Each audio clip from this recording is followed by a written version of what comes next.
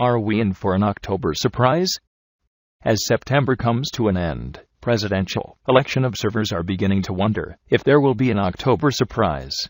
In a campaign where the unexpected has become normalized, both parties, but particularly Democrats, suspect that the next month could bring a shocking revelation. The notion of an October surprise gained widespread popularity in the 1980 election, when Ronald Reagan's campaign feared that President Jimmy Carter would announce a resolution to the Iran hostage crisis only weeks or days before Americans went to vote. While Carter was in fact working on an end to the crisis, irrespective of the election, the Iranians did not release the hostages until after Reagan's inauguration. On the rare occasions when October surprises have happened, they have not really impacted the outcome of the election.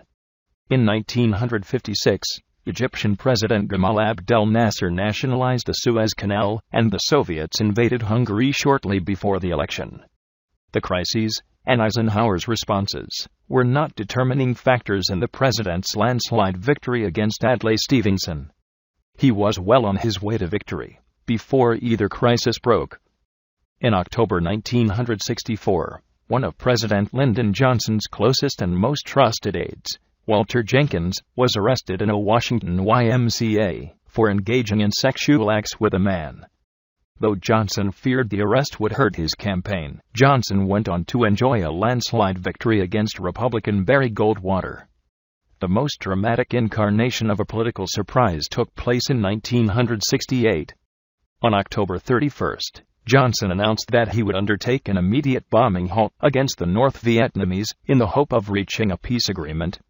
The announcement sent shudders up the spine of Republican Richard Nixon, whose campaign had promised that as president he would bring peace. Some people in his campaign were so worried they attempted to scuttle a settlement by promising the South Vietnamese a better deal if Nixon became president. Nixon, though, went on to win.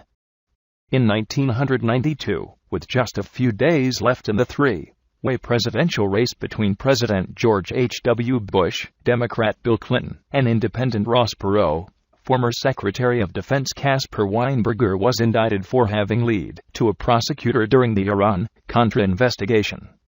The indictment brought back memories of scandals in the Reagan administration to which Bush, as vice president, had been associated.